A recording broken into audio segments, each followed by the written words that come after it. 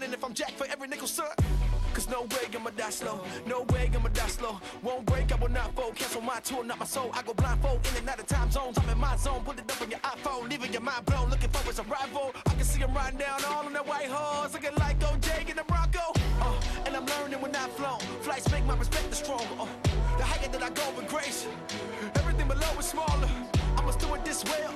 He holds my airways. I breathe with a heavy flow, forevermore. Yes, I'm willing to name, like I'm singing in the exit row. I gotta make an exit though. What will they remember though? Hope I was born hopping with metaphors, man of war, standing in truth and I was summer strong. Bring it, they can throw violence. I'm in the back grinning like Joe Biden. He rules the ocean beside him. To be frank, no ocean I won't dive in. Spirit, lead me where my trust is without borders. Let me walk upon the waters wherever you would call me. Take me deeper than my feet could ever wander, and my faith will be made stronger in the presence of my Savior. Spirit, lead me where my trust is without borders. Let me walk upon the waters wherever you would call me. And take me deeper than my feet could ever wander, and my faith will be made stronger in the presence of my Savior.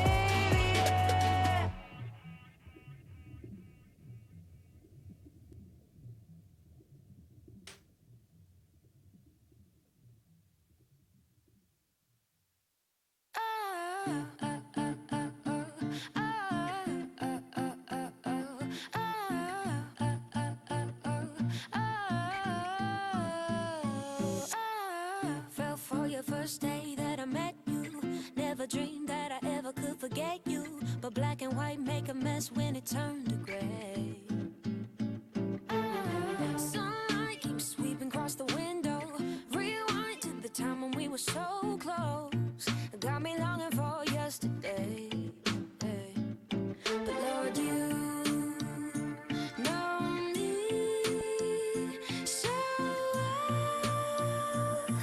I can be a little punk sometimes, but don't leave me alone. Bust down the door to my heart like it's your home. Don't need no keys, I'm on my knees, begging you please.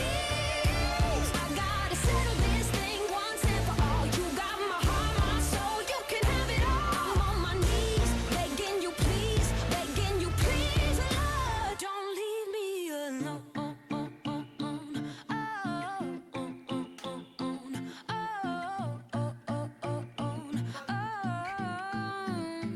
Don't leave me alone. Through the tears, through the pain comes a new day. Blown away, still amazed you pursue me. Ain't no limit to the way you love.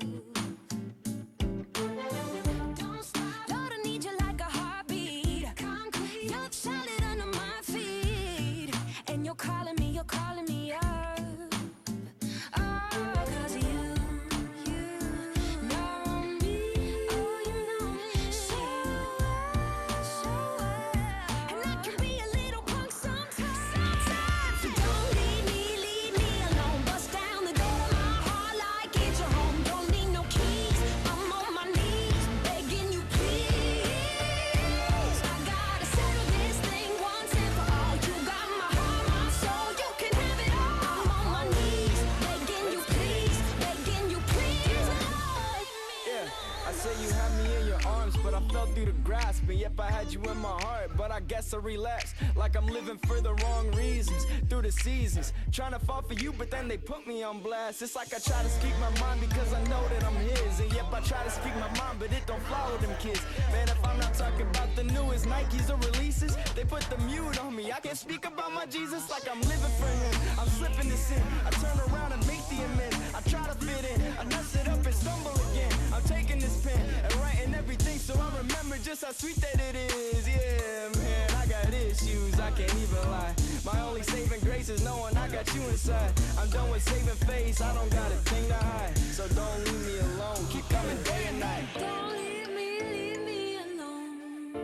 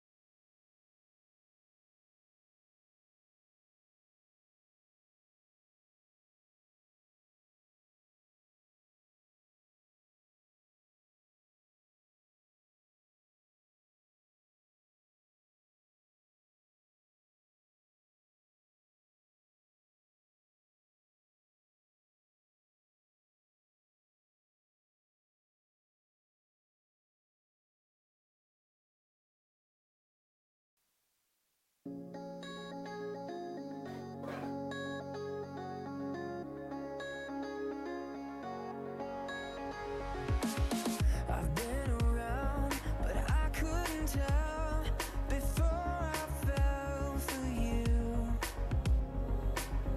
I was a sound that couldn't get out until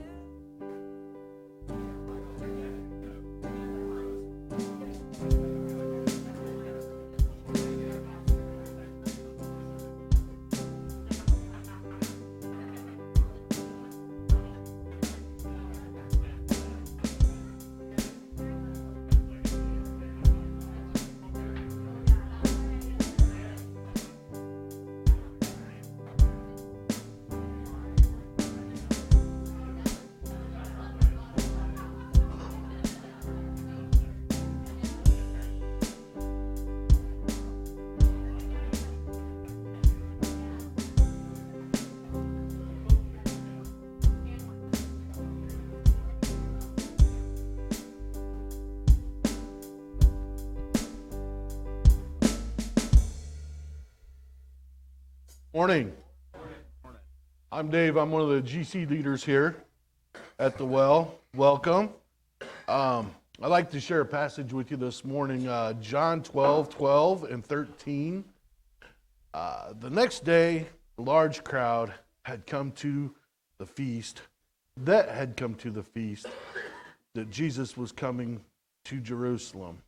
So they took branches of palm trees and went out to meet him, crying out, Hosanna, blessed is he who comes in the name of the Lord, even the King of Israel.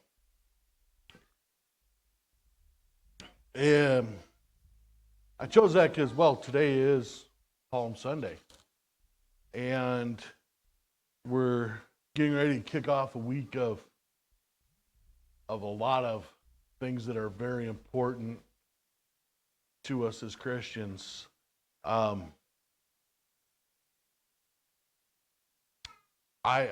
had some conflict thinking how, knowing what happens over here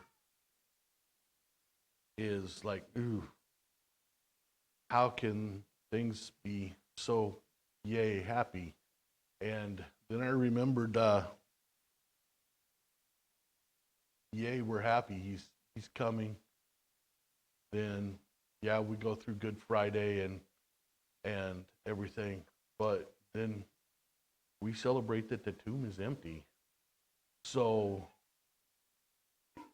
there's a lot to reflect on. I'd like to also remind people, we'll have a little reminder later, but there will be our first Good Friday service here, and we'll have more details later, but, it is a day to just say, yeah, yay, he is here. He is coming. He is coming. So we just invite him to be here with us this morning, and let's pray. Father, thank you so much for the things that we can say hooray for. Especially being able to praise you, that all you have done for us, including just dying for us on the cross, being that ultimate sacrifice. Please be with us as we get ready to do music worship, and just help us to praise you through song. We just invite you and the Holy Spirit in to be with us and lift up your name. In Jesus' name, amen. Would you please stand and worship?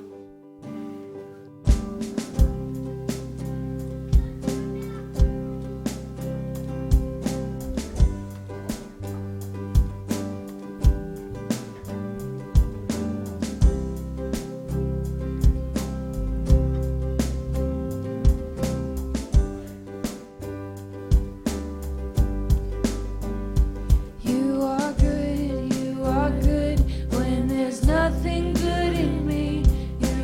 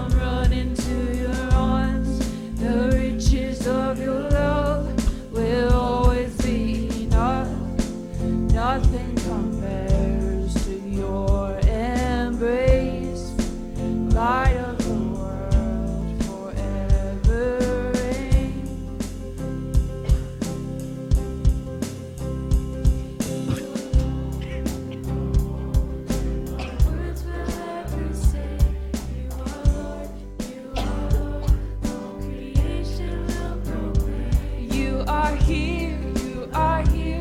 In your presence I'm made whole. You are God of all else I'm letting go. And oh, I'm running to your arms, I'm running to your arms. The riches of your love will always be enough.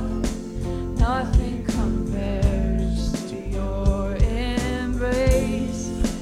Light of the world, forever reign.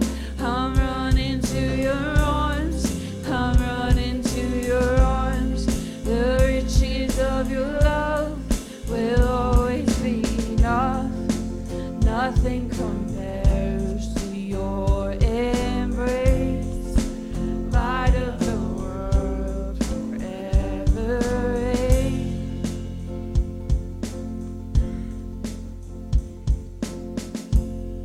My heart will sing, no other name.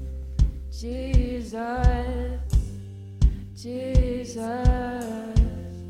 My heart will sing, no other name. Jesus, Jesus.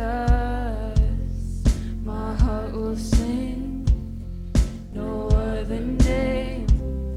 Jesus, Jesus. My heart will sing, no other name. Jesus.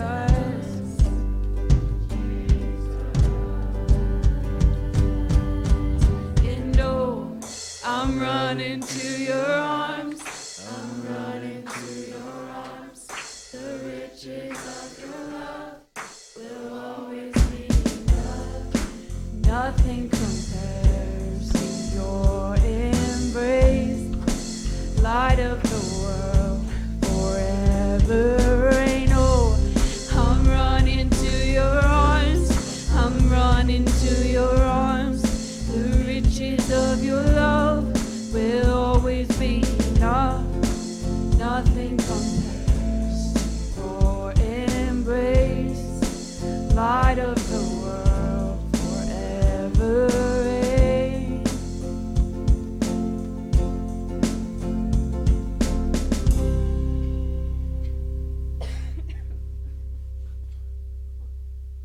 Okay. Well, hello everybody.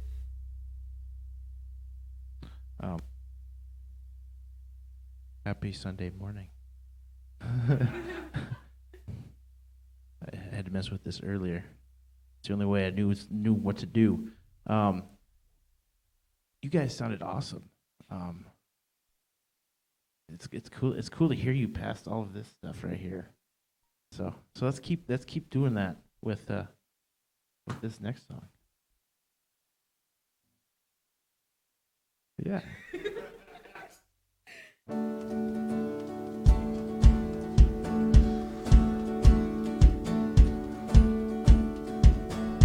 I was buried beneath my shame.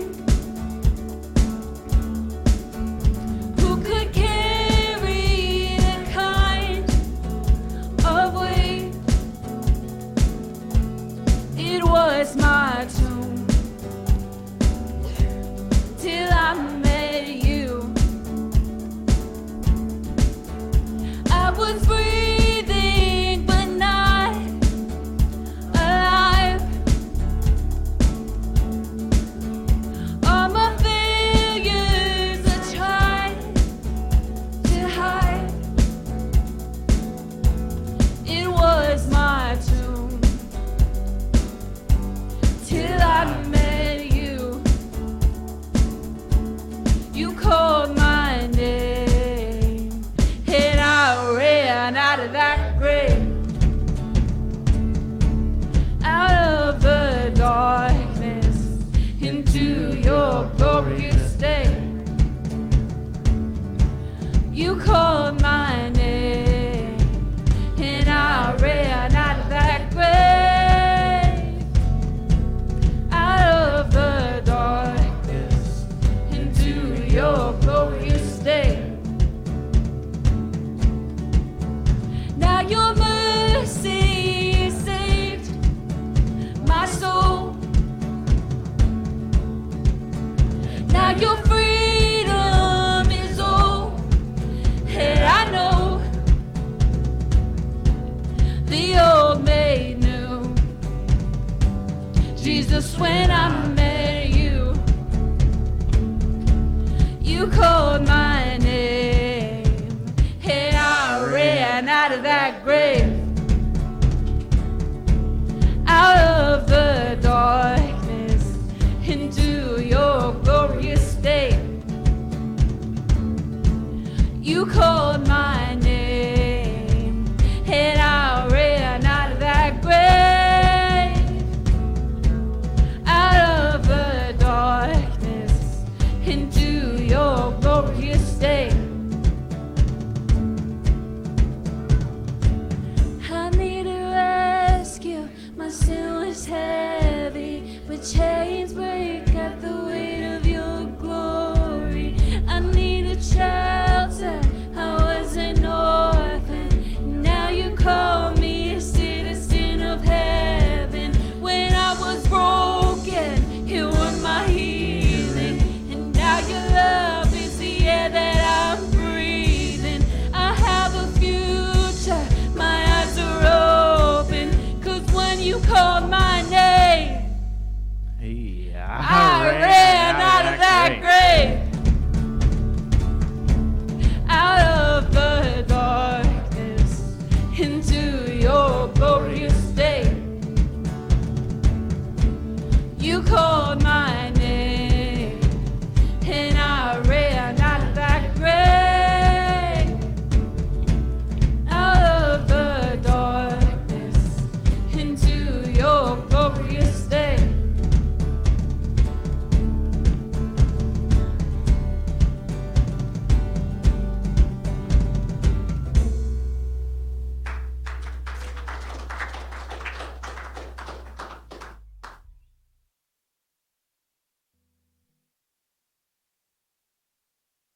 Gravity.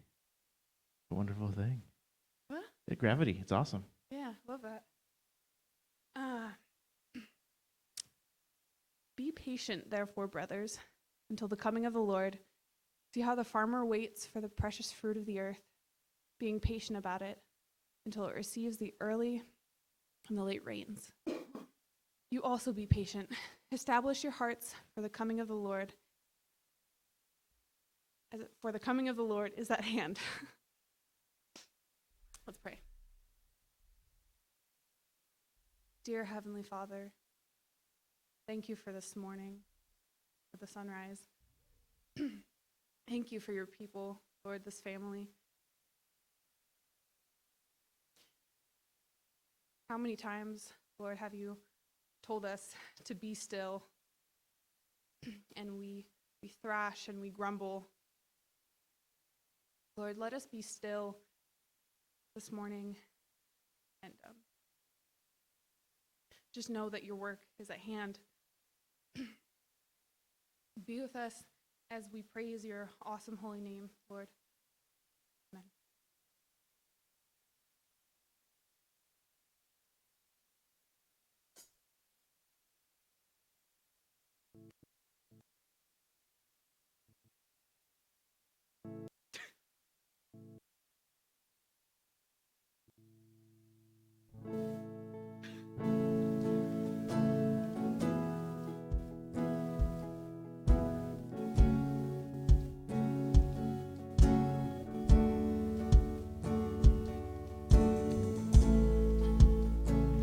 I need you to soften my heart, to break me apart. I need you to open my eyes, to see that you're shaping my life. All I am, I surrender.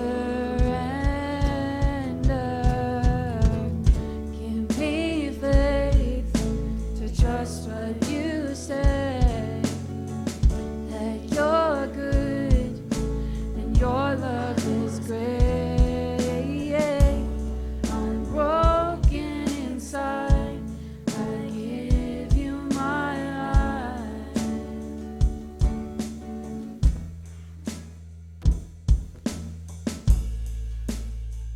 I need you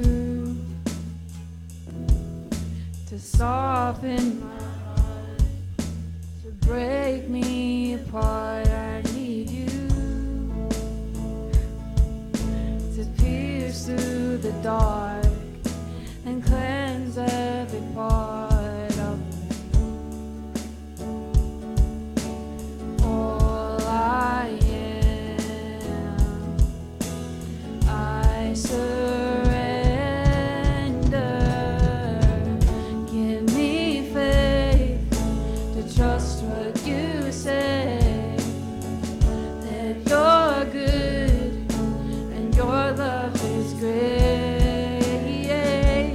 I'm broken inside, I give you my life.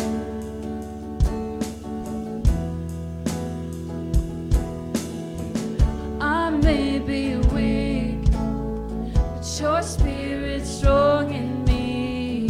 My flesh may fail, my God, you never will. I may be weak, strong in me. My flesh may fail, my God, you never will. I may be weak, your spirit's strong in me. My flesh may fail, my God, you never will. I may be weak, your spirit's strong in me. My flesh may fail, my God, you never will.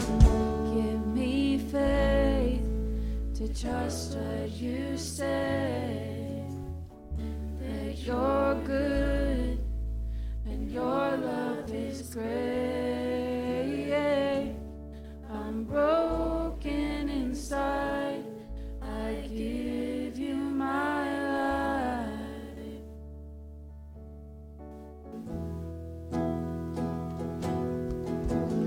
Give me faith to trust what you say, that you're good and your love is great. I'm broken inside, I give you my life.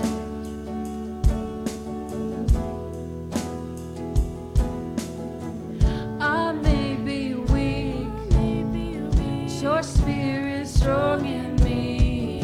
My flesh may fail, my God, you never will. I may be weak, your spirit's strong in me. My flesh may fail, my God, you never will. Give me faith to trust what you say, that you're good and your love is great. I'm broken inside, I give you my life. Y'all pray with me. Heavenly Father, thank you for reminding, for the remindment. That is English. That you're good. Ever since the fall, we've been so busy doing things just to continue doing things, that we forget that what grace looks like, where our faith is at, and we end up griping and moaning, groaning, being grouchy or depressed or whatever these lousy feelings we feel, though good, they point back to you, and the work that your son did on the cross. Thank you, in Jesus' name.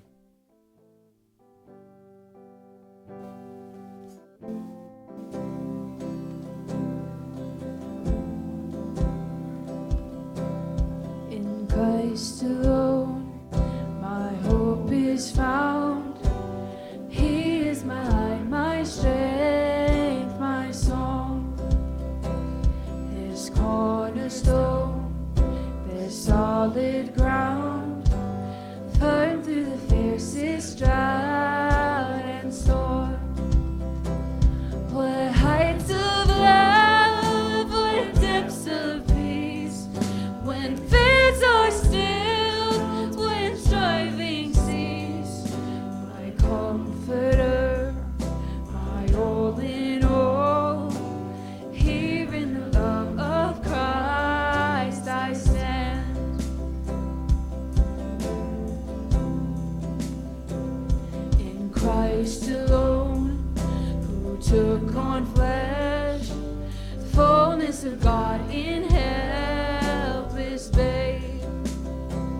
This gift of love and righteousness, scorned by the ones he came to save. Till on that Christ and Jesus died, the wrath of God was satisfied. For every sin on him was laid. Here in the death of Christ I live.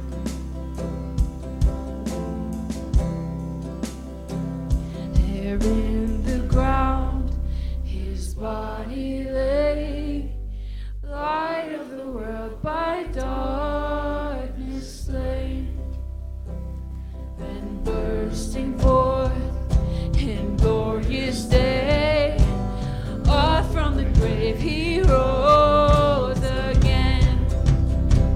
And as he stands in victory, since curse has lost its grip on me, and as he stands in victory, since curse has lost its grip on me, for I am his and he is mine, bought with the precious blood of Christ. No guilt in life, no fear in death.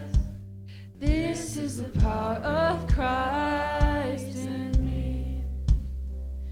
From life's first cry to final breath, Jesus commands my destiny.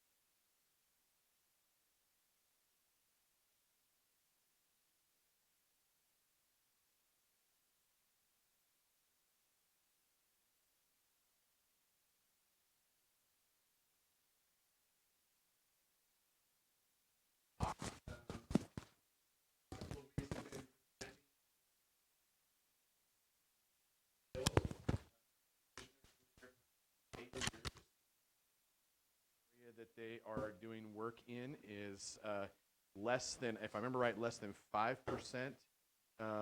Yeah, going to dismiss the kids too. So kiddos, go ahead and go with Harley in the back and Eric right there. Like I said, it's one of those mornings, isn't it?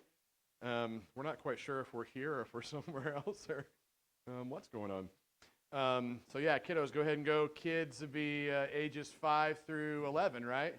And 5 through 12. Thank you for setting me straight. Somebody's got to keep me in line, right? Good job, Eli. So, so I've been presenting the blocks to you guys. We have a goal that we'd like to reach. We'd like to support them at $250 a month. And again, they've been there in Brazil for about 8 years.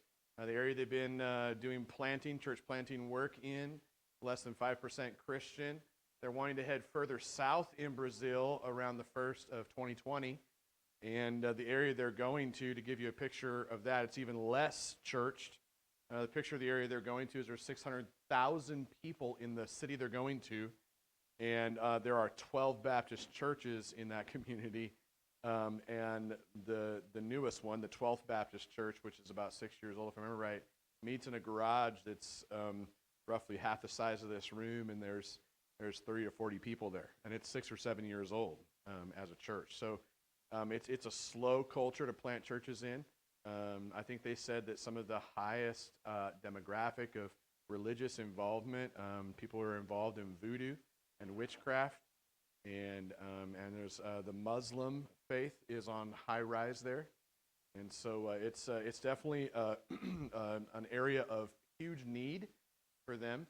And so what they're doing is they're doing fundraising to head over that way. And our elder team came together. There's 4 of us on that team, 4 families represented, and we committed, if I remember right, it was $95 a month. And then we've been asking us for the church family to follow us in that and make commitments of either $100 a month or it was $100 a month. No, I'm sorry, $10 a month, $20 a month, or $25 a month. Maybe able to give more than that. Maybe able to give less than that. We'd like to invite you as a church family to join us in that. Let us lead out by example. So we've been asking for the last couple of weeks that you guys would pray about that and consider supporting Liam Regina at a certain level. So there are on the back table by the give box, there are these little sheets that have their picture on there, and it's got those 3 areas, 3 ways you can give: the $10, the $20, the $25. Those 3 levels. And again, if you'd like to give more or less than that, we'd be okay with that. So what we're doing is basically a big pledge drive through next Sunday. So we're nearing the end of what we would call a pledge drive. And so if you would fill out one of those sheets and drop it in the give box, we're going to keep track of what's coming in. You don't have to put your name on it. It's anonymous. But at the end of the day, we're going to hope that we can count on the commitments that y'all give. So, and then we'll send out that support on the 1st of every month. So whatever comes in throughout the month, we'll send out the 1st of the month. So if you make a pledge to give $25 a month, but you don't give it, we're not going to send it. So we're just asking everybody to kind of ask the Lord what He would like you to do, and then next week we'll make that final kind of final report. The slide that you see on the screen represents $120 a month because that's what we're at so far. I think we did get 1 pledge last week in our give box. So and it was a $25 pledge if I remember correctly. So that went from 95 to 120. So if y'all would continue to pray, ask the Lord what He would like you to do. Drop those in there. We would certainly appreciate it. I'd love to answer your questions, but we're going to do that on the back end. So I see hands. If you got questions, just see me afterwards, and would love to chat with you and answer any questions you have. The Good Friday gathering, Dave did a pretty good job of that, 6:30 to 7:30. Yes, we are going to be showing a very graphic video of the crucifixion of Jesus, simply because that's what Good Friday is about, is remembering the horror of the cross of Christ and the violence that happened there. It's something that we don't normally look out our windows and see, but that in that culture, you lived in that. So when you hear us preaching, I think, about the cross, it's easy to disconnect from the emotional horror of what took place and the fact that my sin and your sin put Him there. And so we're going to show a very graphic, about 27-minute long video that night. We're going to open with some songs of praise. We'll show the video, and then we're going to end just soberly and quietly receiving communion one-on-one as the Lord leads you, and then we're just going to leave quietly and let the horror of what we view that night remind us. And I think what that does too is it sets us up to come into Sunday and celebrate the resurrection, the power of Christ's work at the cross through the empty tomb and the victory through his shed blood and his broken body over Satan's sin in the grave. And so we just want to invite you to that. Bring friends, bring your kids. We will have some childcare downstairs in the basement, so if you're in a place where you're like, I don't think that this is something I want my kid to watch quite yet, there'll be childcare in the basement. Otherwise, if you would like your children to be up here with you, we're okay with that too. And that's just on you guys as parents. Just want you to know the video we're going to be showing is going to be in graphic nature, similar to The Passion of the Christ. So if you've seen that movie, you know how horrific it is to watch that movie. Just setting you up enough so that you know what we're in for on Friday evening. And then obviously again Saturday, which Dave spoke about as well, Easter extravaganza. What time are we supposed to be here if you're volunteering? Thank you. Okay, if you're volunteering, it's supposed to be here at 8 o'clock. What time does the event start? 10 o'clock. 10 o'clock. Event starts at 10. So, event starts at 10. Be here at 8. Now here's the thing. We're going to have 2 hours of setup time because we've got 5,000 eggs, so we've got to set up the yard for that and rope it off. We're going to set up a table with refreshments and food and those kinds of things. We've got 4 inflatables to roll out and set up, 2 big inflatable games. We've got 5 different carnival games. I have created a map of the grounds that we're going to use that morning so that everything goes in a certain place. So we've tried to give as much organization to it as possible. We just need 2 hours might be too much lead time in terms of setup, but this is the first time we've done this outreach, and so I would be more happy if we're set up in an hour and sitting around for an hour waiting for people to show up, rather than showing up to set up for an hour but being behind and people are showing up and we're not having it together. So I think this first event, we're kind of just going all out and saying, okay, let's just give us plenty of lead time to get all this set up. I think you also have to recognize that Satan probably doesn't like what we're doing, so it might be good to have the extra buffer and margin as well. So 8 o'clock in the morning on Saturday, please get your butts out of bed like Jesus rose from the dead on Sunday.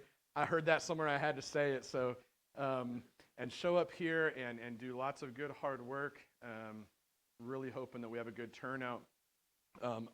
That being said, the 2 areas that we really still need help in for sure is canvassing the neighborhood with flyers. There are packs of flyers out there on the table. They're usually about packs of 50, I think, so you could take 1 or 2 packs. If you would adopt an area of the neighborhood, basically, if somebody's name doesn't get put in each slot, so we've got maps out there and it's got the neighborhood sectioned off. If there are sections there that are not adopted, that area is not going to get a flyer. So just saying that. It's not like there's somebody that's just going to jump in and do it because the slot's empty. So if you have not signed up for an area yet, please stop by there, grab a copy of those maps. There's a copy underneath, and please put your name on the area of the map that you'll do. Take enough flyers, and then be responsible to get those houses, flyers to those houses throughout this week before Easter gets here. And on handing out those flyers, just simply go door to door and knock. Somebody answers the door, you just tell them, hey, I'm with the Well Church. I got a flyer for you for an Easter egg outreach, Easter extravaganza, we're calling it. Please grab your kids and bring them with you, or bring a family or friend. If somebody doesn't answer the door, don't put it in the mailbox. I will go to jail for that, and I don't want to go to jail for that. Okay, that seems like a really dumb reason to go to jail. So don't leave your flyers in the mailbox.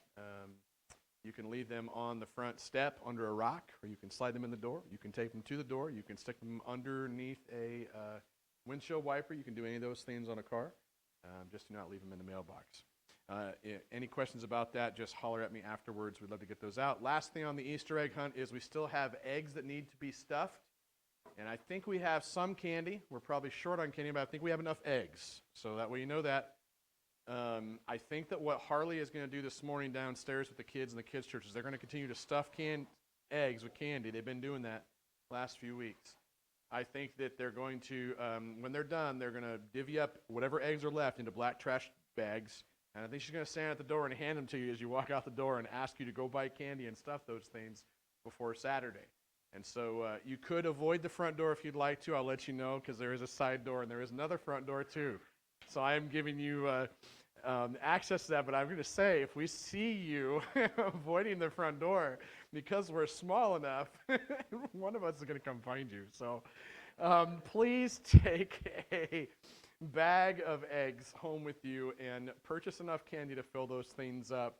And hopefully next year we'll get a little bit better at the whole egg stuff and aspect side of it. But for this year, we can just pull together on this last phase, get this done. That would be really awesome. Again, questions on that, let's touch base after our service. Everybody say capiche?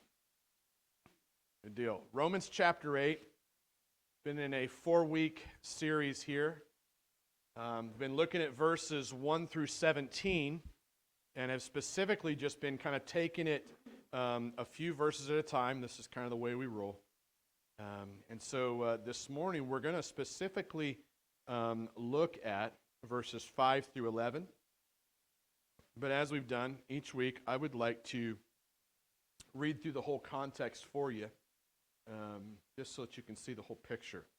So, Romans chapter 8, verses 1 through 17. Please follow along with me. There is therefore now no condemnation for those who are in Christ Jesus. For the law of the Spirit of life has set you free in Christ Jesus from the law of sin and death. For God has done what the law, weakened by the flesh, could not do. By setting his own Son in the likeness of sinful flesh, and for sin, he condemned sin in the flesh in order that the righteous requirement of the law might be fulfilled in us who walk not according to the flesh, but according to the Spirit. For those who live according to the flesh set their minds on the things of the flesh. But those who live according to the Spirit set their minds on the things of the Spirit. For to set the mind on the flesh is death, but to set the mind on the Spirit is life and peace. For the mind that is set on the flesh is hostile to God, for it does not submit to God's law. Indeed, it cannot. Those who are in the flesh cannot please God. You, however, are not in the flesh, but in the Spirit, if in fact the Spirit of God dwells in you. Anyone who does not have the Spirit of Christ does not belong to him. But if Christ is in you, although the body is dead because of sin, the Spirit is life because of righteousness. If the Spirit of him who raised Jesus from the dead dwells in you, he who raised Christ Jesus from the dead will also give life to your mortal bodies through his Spirit who dwells in you. So then, brothers, we are debtors, not to the flesh, to live according to the flesh. For if you live according to the flesh, you will die. But if by the Spirit you put to death the deeds of the body, you will live. For all who are led by the Spirit of God are sons of God. For you did not receive the spirit of slavery to fall back into fear, but you have received the Spirit of adoption as sons, by whom we cry, Abba, Father. The Spirit himself bears witness with our spirit that we are children of God. And if children, then heirs, heirs of God and fellow heirs with Christ, provided we suffer with him in order that we may also be glorified with him. You bow your heads in prayer with me. Father, Lord God, we thank you for your word, and we thank you for just the promise of this passage that we've just read. The promise that there is therefore now no condemnation, no more slavery. That you have come and you have opened the jail cell for those of us who have trusted in you. You have opened the jail cell through your work at the cross and through your victory over death in the empty tomb. And that's what we celebrate in this season, Father. And we're grateful to you that we have the freedom to do so. And yet, Father, I'm deeply aware that there are some sitting in this room this morning who have yet to taste what it means to live in freedom. I know that there are some in this room, Father, who are just desperately holding on. And so, Father, I pray that you would come and minister to us. And I pray that in the spiritual realm, God, that you would just push back the darkness that seeks to overcome and overtake and that seeks to destroy, that seeks to confuse. Lord, I pray that you would give us a spirit of peace this morning. I pray, God, that you would focus our hearts and our minds on the work that you want to do inside of us. I don't know where each person is specifically. I don't know what their minds were set on this morning as they walked in the door. But Father, I pray that you would come and do what I and all of us in this room are unable to do without you. And that is to radically transform us through the renewing of our minds. To set our minds upon your work at the cross and your work in the empty tomb. Give us the Spirit of Christ, we pray. Give us the mind of Christ, we pray. Help us to take every thought captive this morning. In Jesus' name I pray. And everybody said? So I want you to think about the word captivate. The root word of the word captivate is the word captive. And when you think about the picture of someone who is in captivity, what do you think of? Prison. You see, a person in captivity can only do what his or her captor allows them to do. It's a picture that can either be negative on the one hand or positive on the other. If you think about it, I think you'll see what I'm saying. Sometimes we're held captive by something that is very negative, very damaging, very destructive. When you think about it this way, maybe you get impatient to have something that you've always wanted. I don't know what that might be for you, but impatience is probably something that most of us generally struggle with. Even the most patient people can be impatient for more patience. But we get impatient for something that we desperately want, right? We become captivated by the pursuit of getting it to the extent that we throw off all restraint in our pursuit. We get angry, maybe. Think about anger. Think about when someone disrespects you. So it may not be impatience so much for you. Maybe the bigger thing for you is respect. You want to be respected. And when you feel disrespected by your child or your spouse or a coworker or your boss or the lady at the checkout lane at Walmart, when you feel disrespected, this makes you angry, right? And in those moments, maybe you lash out at someone destructively. Even if you don't do it out loud, maybe you do it in your head. You call them names in your head, right? Maybe you're in your car and you're driving. It causes road rage. Maybe not so much road rage, but you're raging on the road. These are negative, destructive, damaging things that can hold us in captivity. Think about worry or fear. You worry about the future. Anybody worry about the future here? Because I worry about the future an awful lot. This is something I've struggled with this weekend quite a bit for a lot of different reasons. Worry and fear about the future. What's going to happen if this happens or that happens, if she or he says or does that or doesn't do this or that. And then we can live in worry, right? Fear, doubt. We wind up obsessing over those things to the extent that we wind up just living in defeat and despair. So sometimes what holds us in captivity can be very negative, very damaging, very destructive. So that's one box. You can wrap that up with a bow, push it off to the side. Let's jump into a different box. You think about the things that can hold you in captivity that aren't so negative, they're not so damaging, they're not so destructive. Maybe they're actually something that's actually very positive and life-giving. You might say, "What? I don't know." There are some things that can be very positive and life-giving. Let's say that you want your marriage or your relationship to become healthier, right? Whatever may not just be a marriage, may just be a friendship with somebody. You want that to become healthier, and so you become kind of captivated by this pursuit of becoming a healthier spouse or friend. See, there's a difference in what I'm saying there, because here's what oftentimes happens. If you're in the negative box that we just pushed to the side, that negative box is more like, man, I'm in this really unhealthy relationship, and I really want to make you become the person that I want you to be. So that's unhealthy, negative, damaging, destructive. Every good counselor will tell you you can't change people, right? So what's healthy, though, is when I'm in a relationship where things are kind of on tilt, I need to be asking the Lord, hey, what needs to happen to me so I can be a really healthy friend here, healthy spouse, healthy parent? How can I honor you in what I'm doing? That's a healthy way to be in captivity to the Lord. So you think about Paul in another place of Scripture where he says, I became a bondservant. This is a slave to Christ Jesus.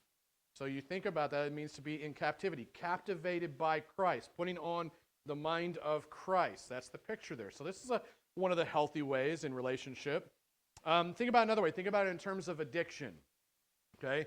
if you are addicted to something or you have a destructive habit in your life, then maybe you've become kind of captivated by, controlled by in some regard, like a set of steps or principles that will help you to walk in freedom from those destructive habits. We would all say, yeah, that's good. That's life-giving, right?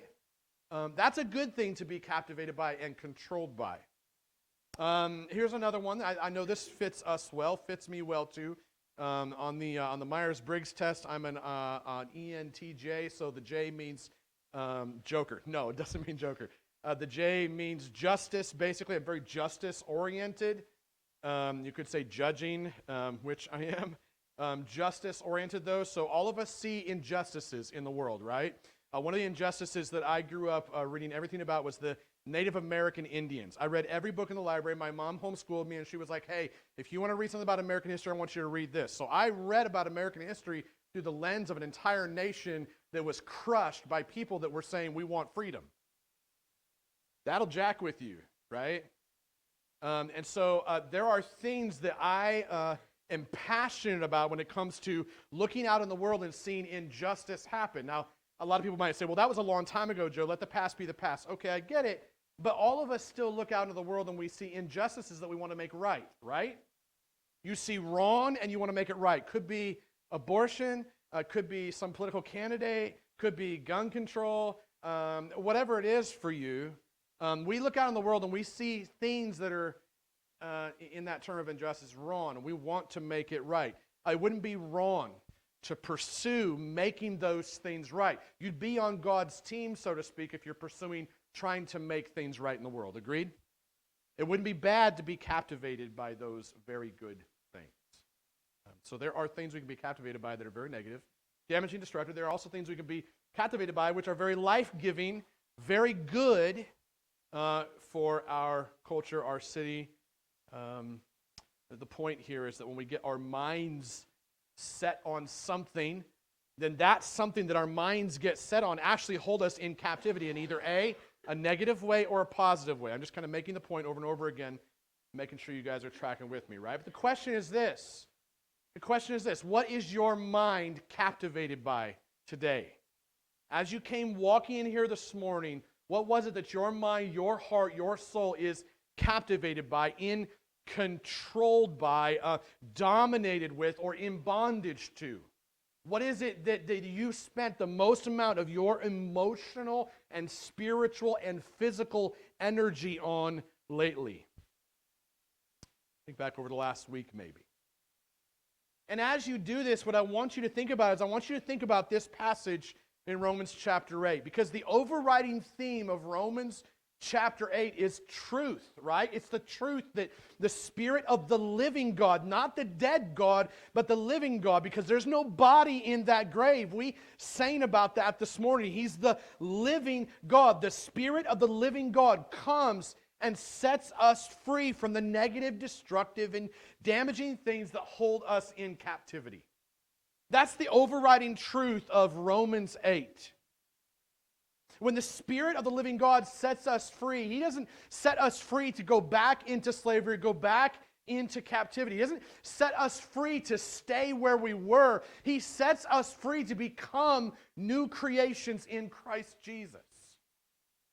That's the truth of this passage, truth of the Scriptures, truth of the gospel. For every child of God, this promise is true. For every person who is not a child of God in this room, you're an enemy of God. You're walking away from Him. You're not walking with Him, right? For you, this is an invitation to come and to trust and to rest in this promise that there is therefore now no condemnation for those who are in Christ Jesus. The truth of this passage is that Jesus has condemned what once condemned you. So if you've trusted in Jesus, you've trusted in His work at the cross. You've trusted in His victory at the empty tomb. You are no longer in captivity to those negative, destructive, damaging effects of Satan, sin, and the grave. You have a new mindset now if you've trusted in Jesus as your Savior. Not in bondage to the old mindset of the flesh any longer. You think about that term, the mindset of the flesh. We'll look at verses 5 through 8 here in a moment again. But when you think about that box, that mindset of the flesh, it's a very dangerous place to live. It's not a safe place to live. It's not a place of freedom. It's a place of bondage and slavery. It's a place that is characterized by spiritual death, spiritual conflict, hostility, and rebellion towards God. It's a place where you live in absolute, unrestrained rebellion towards God's desires for your life. It's a place of hopeless dysfunction, where you and I live crippled, or we live blind, or we live sick, or we live lost. That's the picture of the mindset of the flesh. It's your mind being set on something that is destructive and dangerous. Paul says it this way in verses 5 through 8. We just read it. Let me read it to you again. Those who live according to the flesh, catch that? Live according to the flesh, set their minds. That's where I get this phrase, mindset. Set their minds on what? The things of the flesh.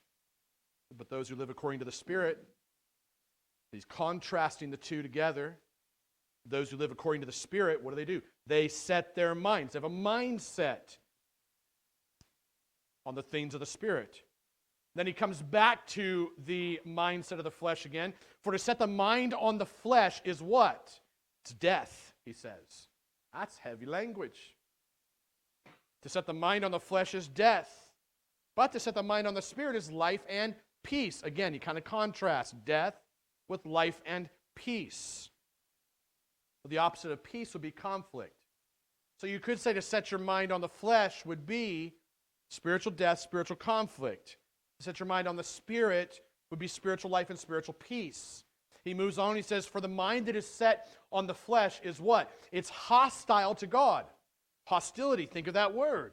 Someone who lives in hostility towards another makes himself out to be their enemy. It's the picture for me of a young child throwing an absolute raging fit, right?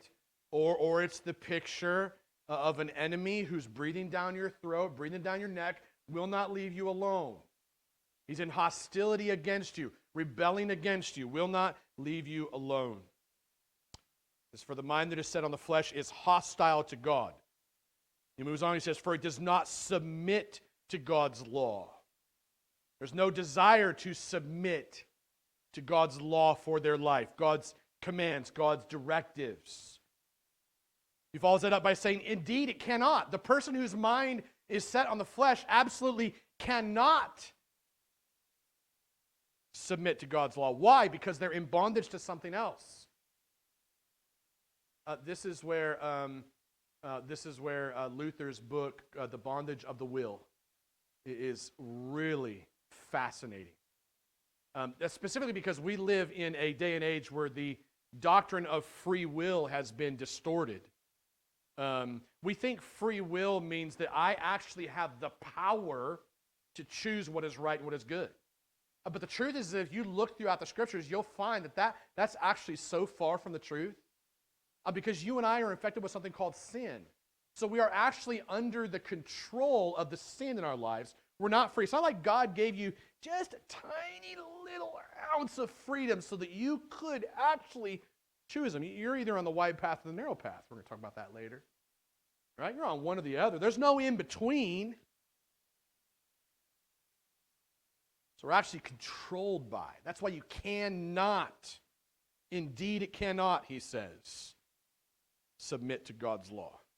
Those who are in the flesh, he finally says, cannot please God. So if you're in the flesh, which is, you could say, a state of not being saved, right? Not being a Christian. There's absolutely nothing you can do, he says, right here, very clear. Those who are in the flesh cannot please God. You cannot please him. Even your decision to follow him, you cannot please him in that. There will never be enough good things that you or I could do to please God enough. Even your decision to follow and to trust in Jesus must be something that ultimately comes back and glorifies him. He must have given you the strength and the ability to do that. He must have first acted upon you and opened your heart and enabled you to do so. Agreed? So you're either in one of two places this morning.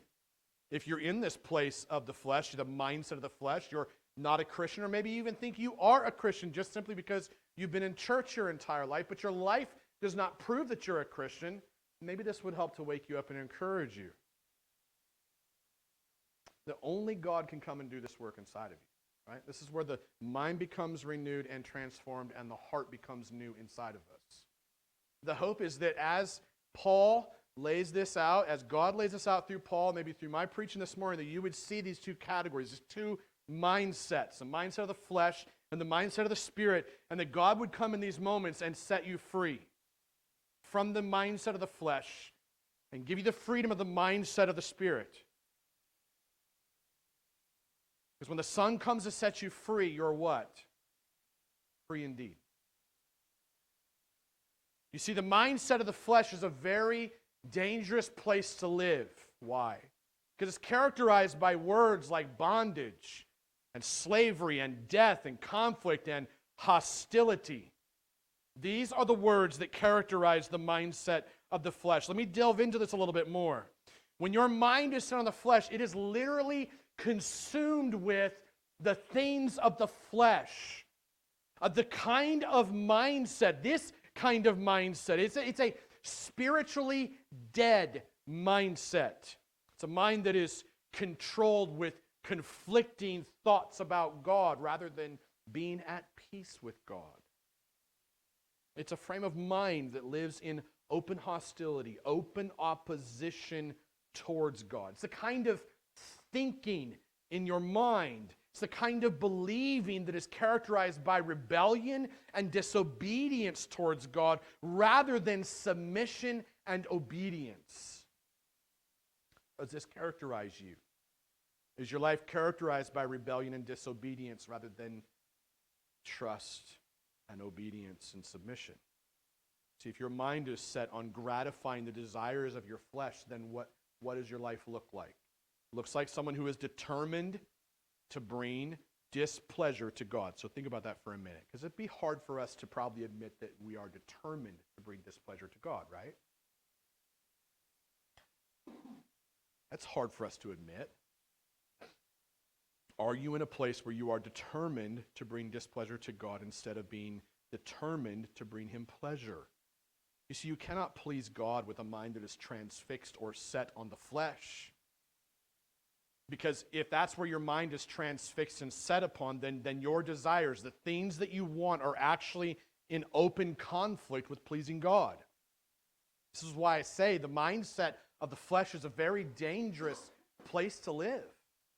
Very destructive, very damaging place to live. You might consider with me for a moment what it looks like when you live in that place, or when you have lived in that place. And I will add a caveat here, just as we're walking through this.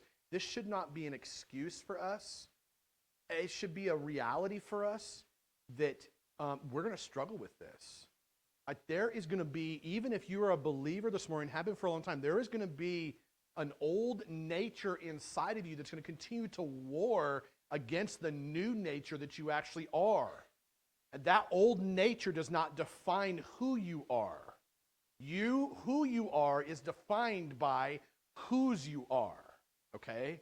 So if you belong to Jesus this morning, you're looking at your life and you're like, yeah, gosh, I see some of these places of the fleshly mindset. I just confessed earlier that yesterday and the day before even, that's a struggle for me in many different ways in some of these categories. Mostly worry and fear of the future. I almost generalize, but we'll just leave it there. So I struggle in this too, and yet I know that that does not define who I am. Who I am is defined by whose I am. We're going to come back to that in a few minutes.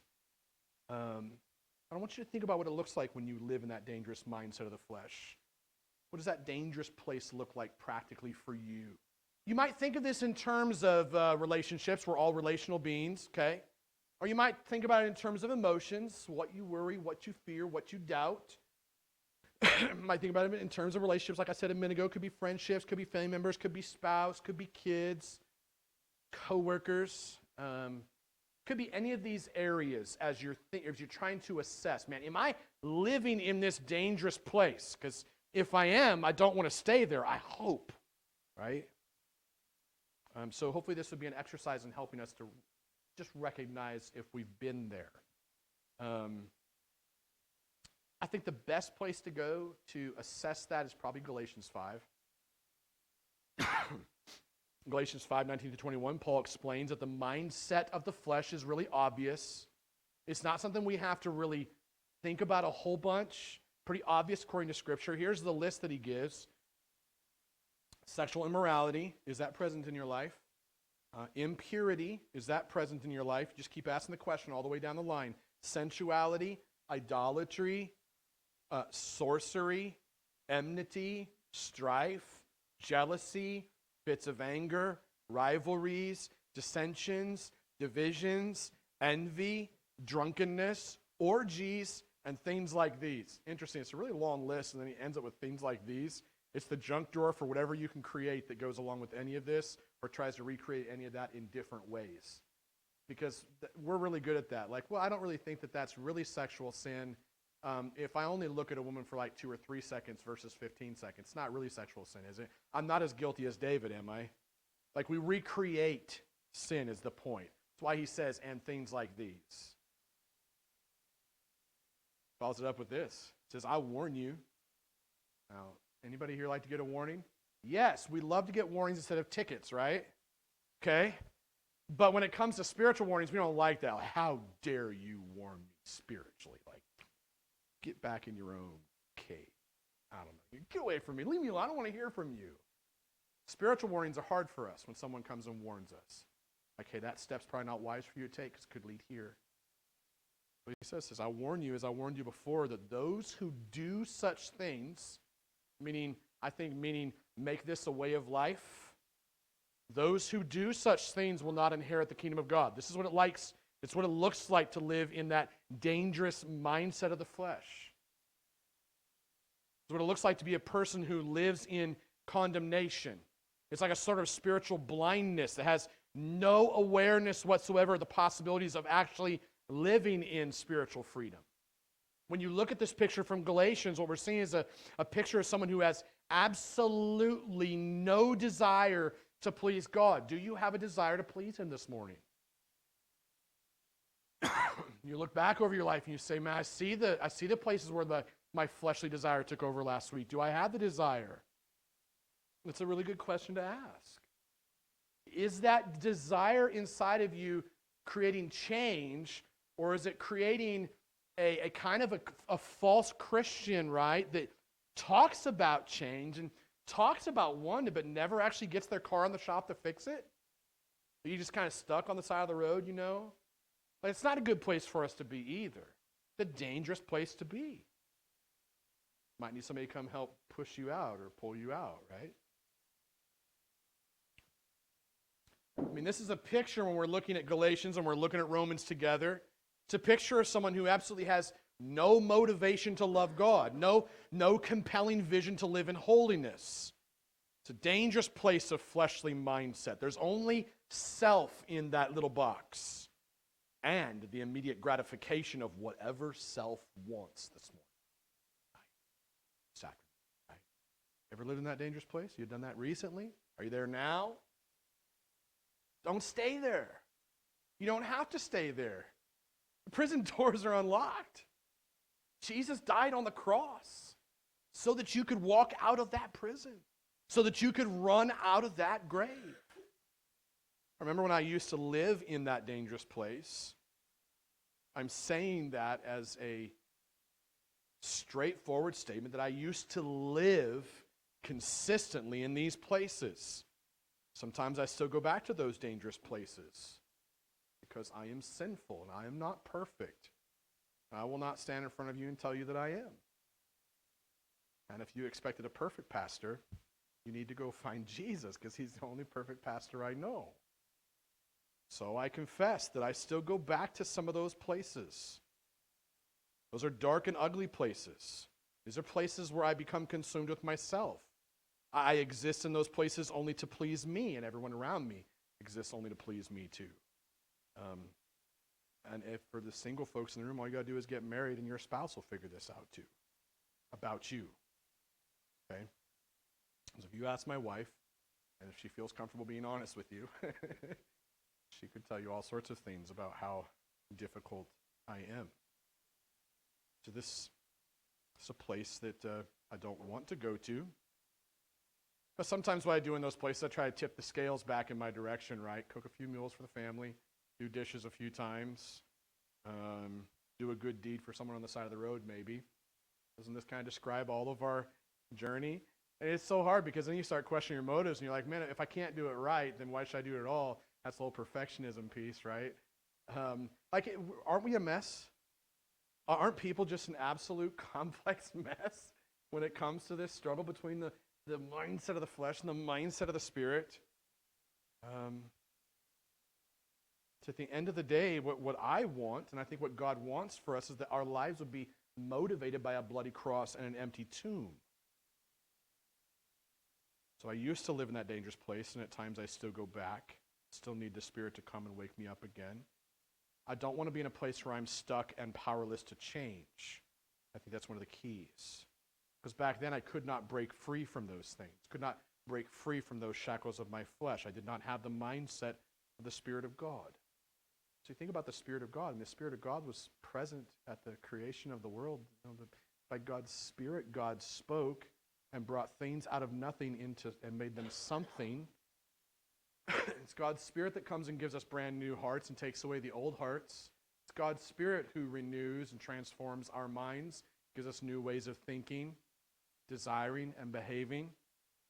So think about the mindset of the Spirit of the living God. Because I think as I study out the Spirit and what it means to have the mindset of the Spirit on, we'll look at verses 9 through 11 here in a second, but what I see is a place of true safety and freedom. Not the kind of freedom that we've turned freedom into, where it's like free to do whatever I want to do. It's the kind of freedom that is free within the boundaries of what God's given us.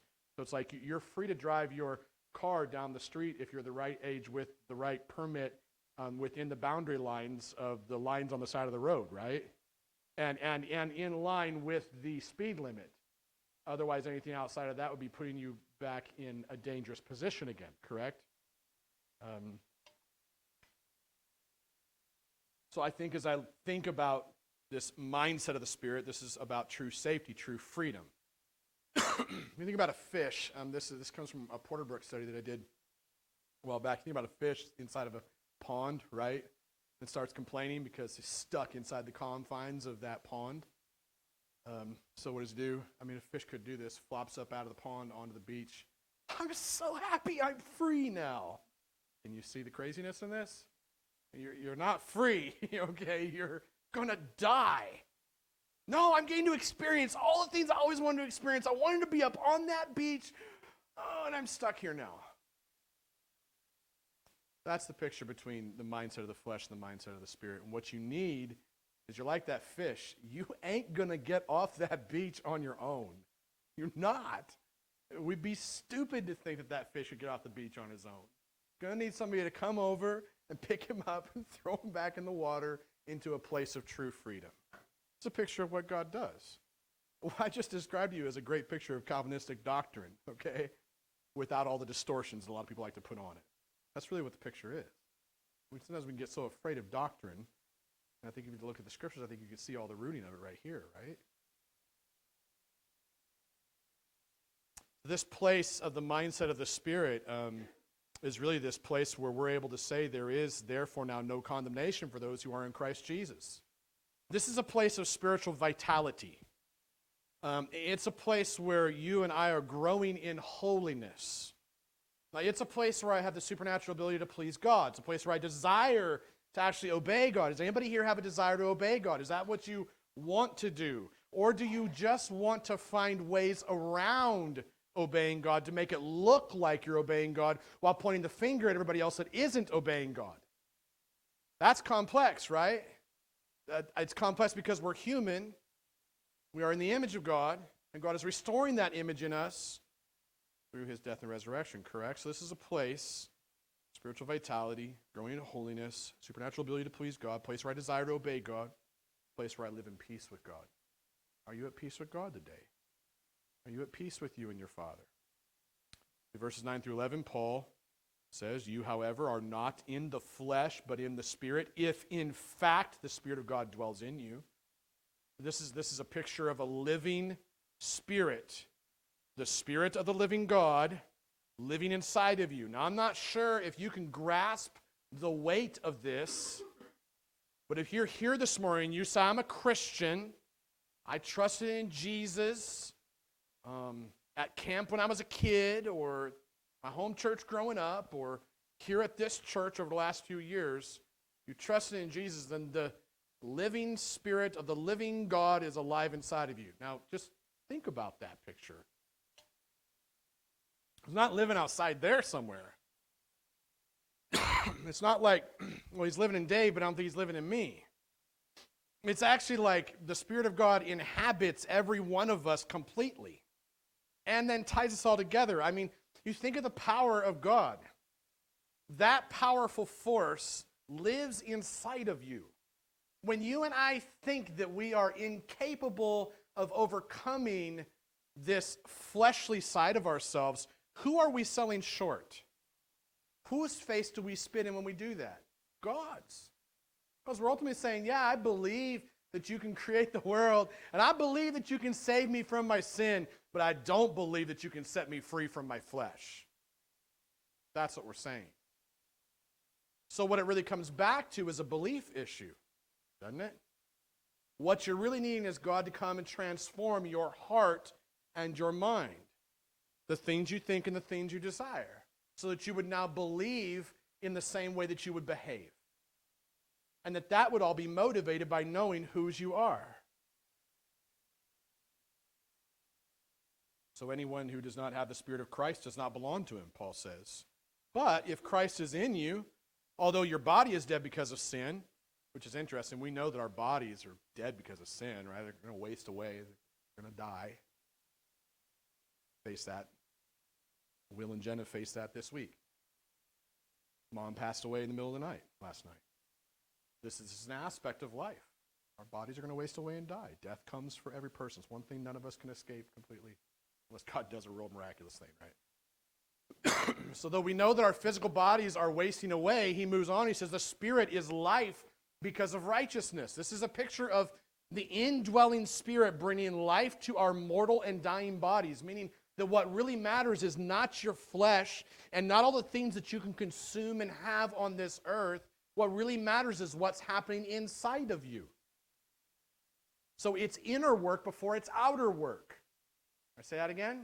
It's inner work before it's outer work. Christians, we often get this backwards. Like when we first start following Jesus, like, Jesus, I need you to come and change me, save me from my sin, transform me. And then from that point forward, it's like, now I'm just going to focus on all these outward behaviors. It's behavior modification, right? I'm going to modify my behavior to the extent that you can't see all my bad behavior, while inside I'm just an absolute wreck. What did Jesus call those kinds of believers? Whitewashed tombs, right? See, hypocrites aren't necessarily people that just know their Bibles really well. They're people who know their Bibles really well but don't actually obey it and live it. So, if the Spirit of Christ is alive in you, your body's going to be wasting away because of sin, but inside of you a brand new life is coming into shape. The Spirit of Him who raised Jesus from the dead dwells in you. He who raised Christ Jesus from the dead will also give life to your mortal body through the Spirit who dwells in you. This is the thing about this season, right? It's the Easter season. Every church, at least in America, maybe other places too, is going to celebrate today and next Sunday, Palm Sunday and Easter Sunday. It becomes a tradition, right? That we love to practice and we love to observe. And it's good. It's good for us to do that. So hear me say that. But there's also a real heavy danger in this. And on most churches, I think in America today, and maybe even across the world, only mention the resurrection and the cross of Christ on these 2 days a year. And then the rest of it's just a bunch of practical how to fix your marriage and your relationship type of talk. And I don't ever want us to become that.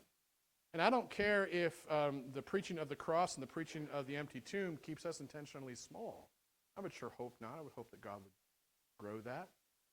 But we really should be applying the bloody cross and the empty tomb to our lives every week, every time we open the Scripture, every day.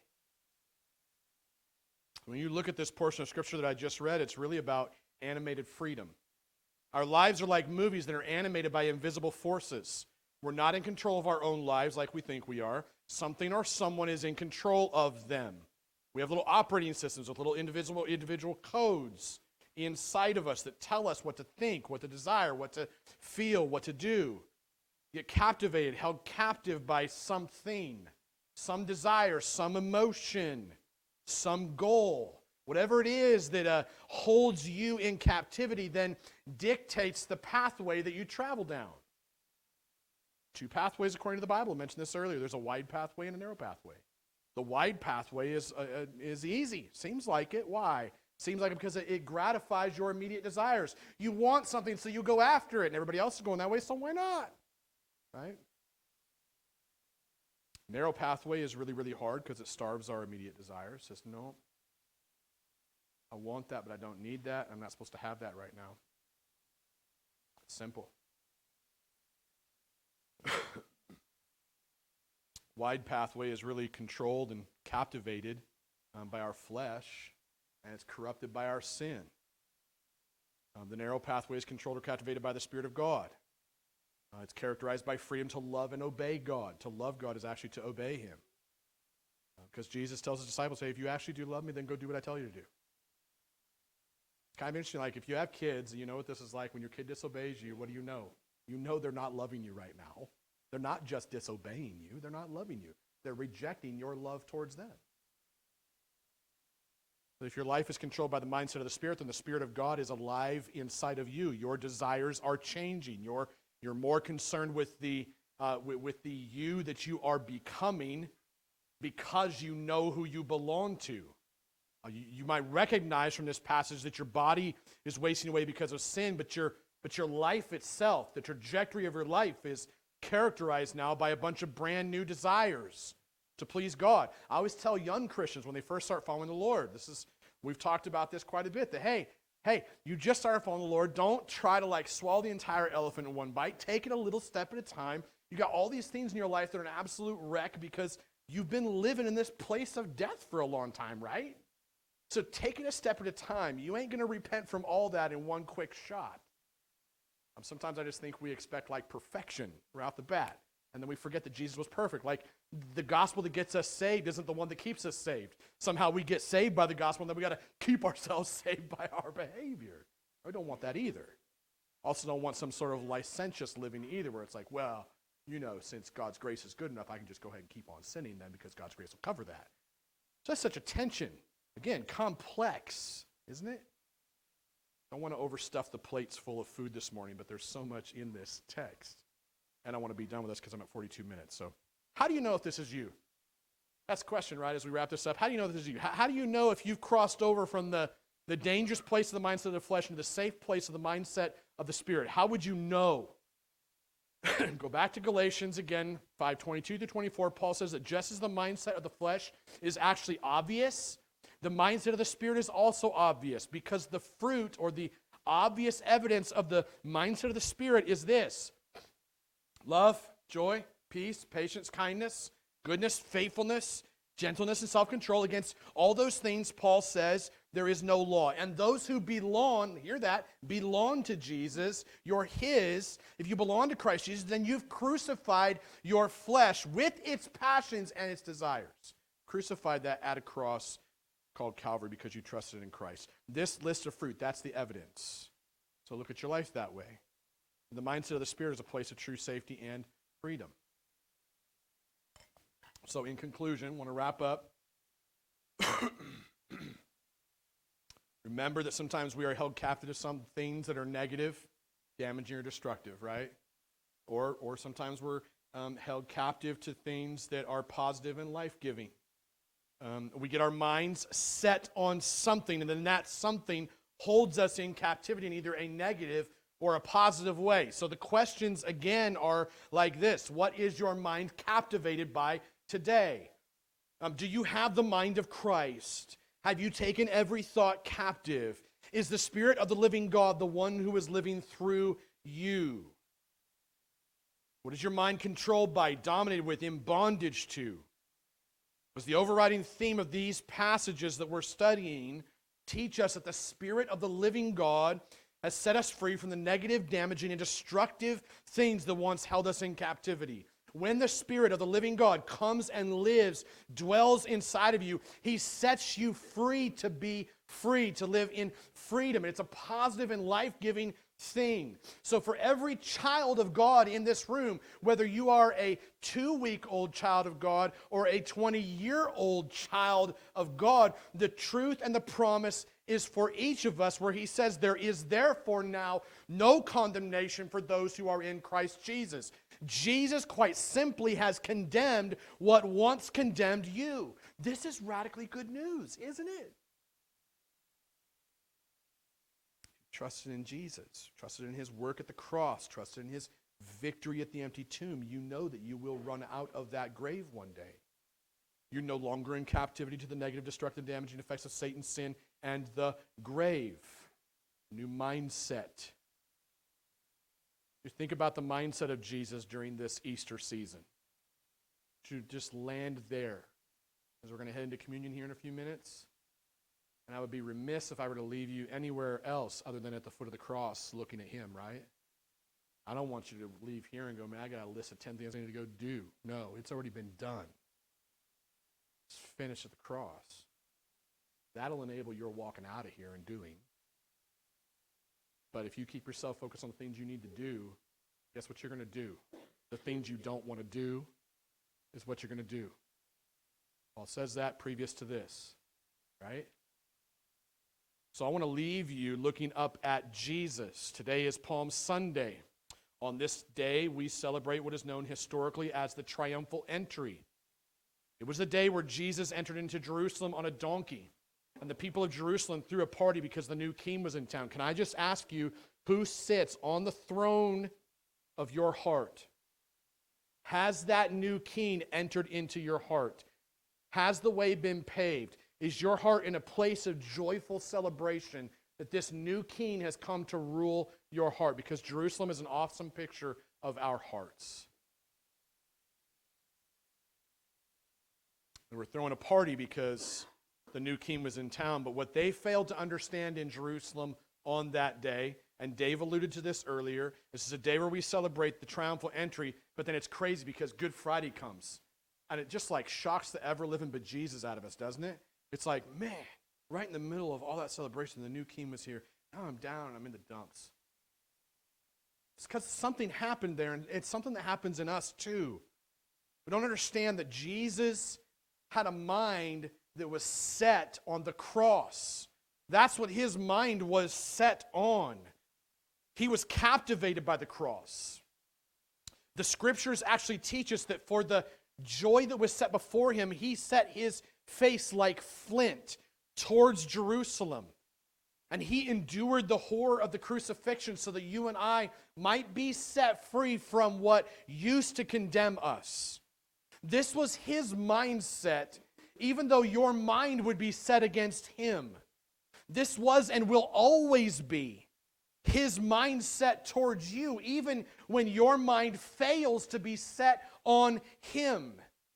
His mind is set continuously on your freedom from whatever holds you in captivity.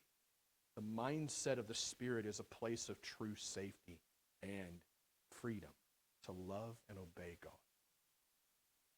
Jesus' mind was set on the horror of the cross, and it was set on the victory of the empty tomb, so that you and I might be able to say, my Savior is better at saving than I am at sinning. My Savior is more relentless than my enemy is. My Savior condemned what once condemned me. The cross is bloody, but the tomb is empty. There is therefore now no condemnation for those who are in Christ Jesus. There is therefore now no condemnation for me, because I am in Christ Jesus. Can you say that today? This is the new mindset of the newly resurrected life. Amen? Let me pray. Father, pray that you would take this message and apply it to us as we enter into a time of praise through song and communion and prayer. Father, lead us to the foot of your cross and help us to cling to that bloody cross in the doorway of the empty tomb.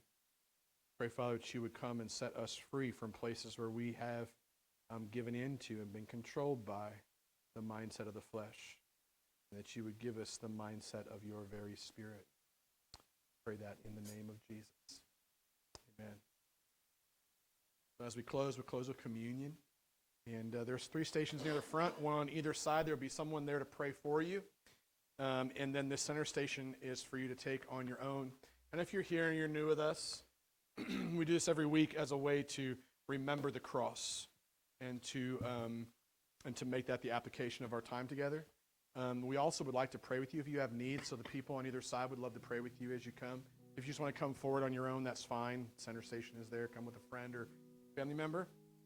Also, just want to say this meal is for Christians to celebrate together. If you're here and you're not a believer, we'd like to pray with you about that. If you'd like to begin following Jesus, and if you're not there yet, then don't take the meal, because that would just be like you're doing something for some religious reason. We don't want that. So take the meal when you begin to follow Christ. And just remember, this is the shed blood and the broken body of Jesus, broken and shed for you and I, so that we might be able to walk in freedom. Amen? Let's stand together.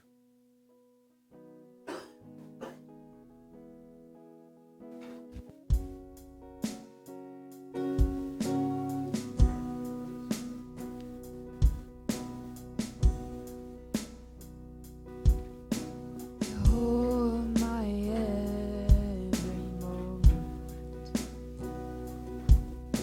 You call my raging seas. You walk with me through fire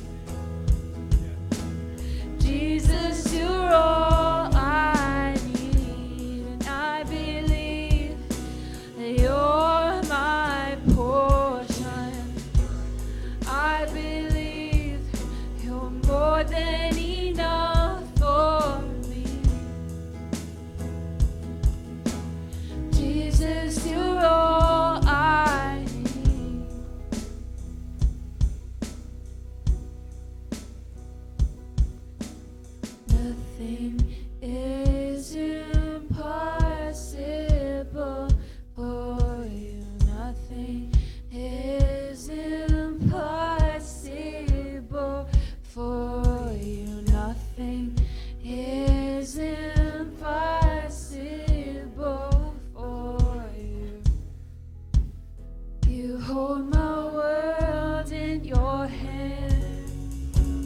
Nothing is impossible for you. Nothing is impossible for you. Nothing is impossible for you. You hold my world in your hands, and I believe you're my healer. I believe you are all I need. Jesus, you're all I need. I believe you're my portion, and I believe you're more than enough for me. Jesus, you're all I need.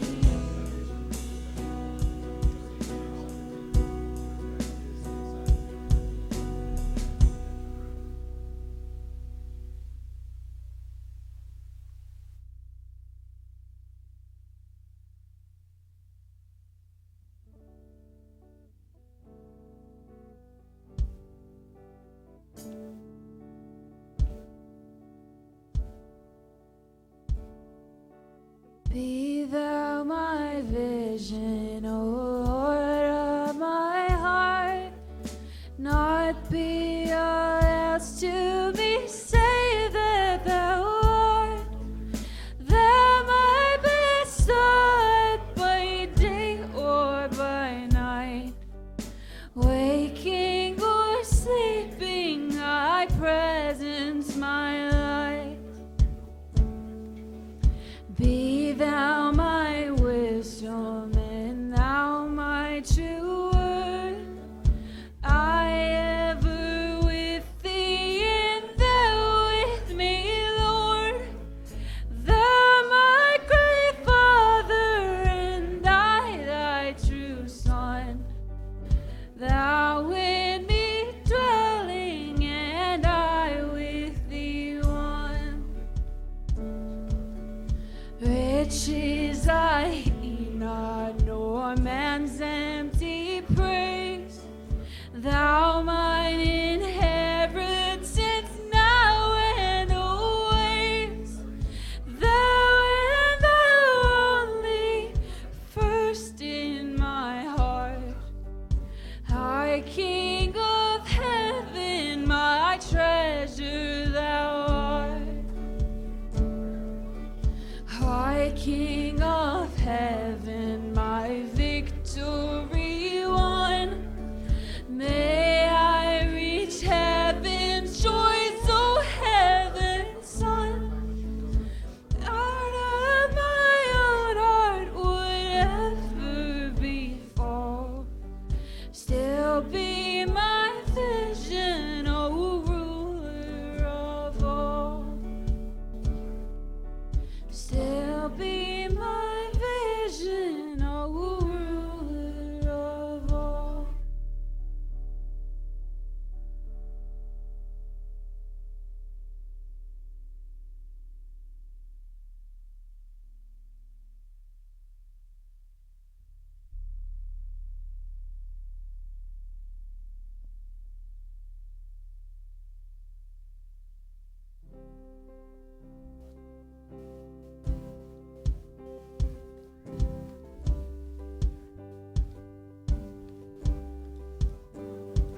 You are good when there's nothing good in me.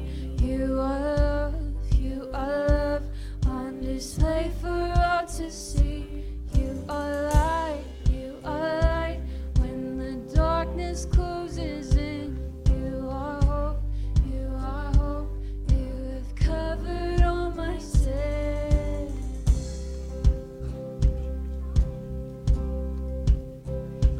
You are peace when my fear is crippling. You are true, even in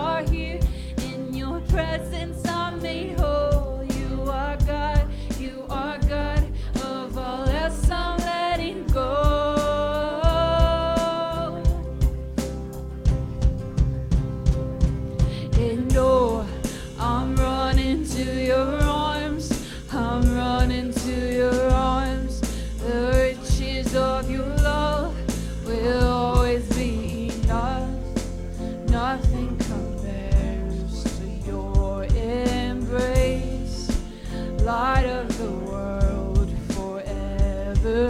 And oh, I'm running to your arms, I'm running to your arms. The riches of your love will always be enough. Nothing compares to your embrace, light of the world forever.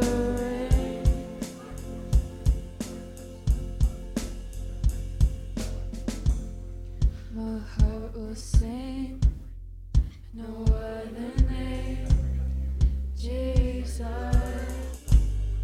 Jesus. My heart will sing no other name, Jesus, Jesus. My heart will sing no other name, Jesus, Jesus. My heart will sing no other name, Jesus, Jesus. And oh, I'm running to your arms, I'm running to your arms. The riches of your love will always be enough. Nothing compares to your embrace, light of the world forever. And oh, I'm running to your arms, I'm running to your arms. The riches of your love will always be enough. Nothing compares to your embrace, light of the world forever.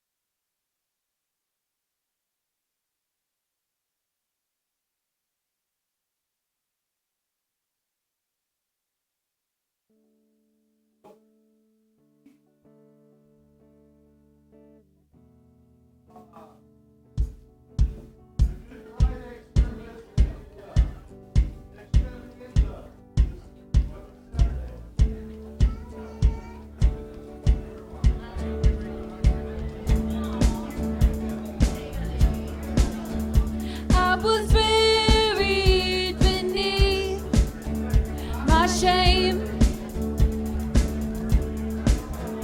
Who could carry that kind of weight?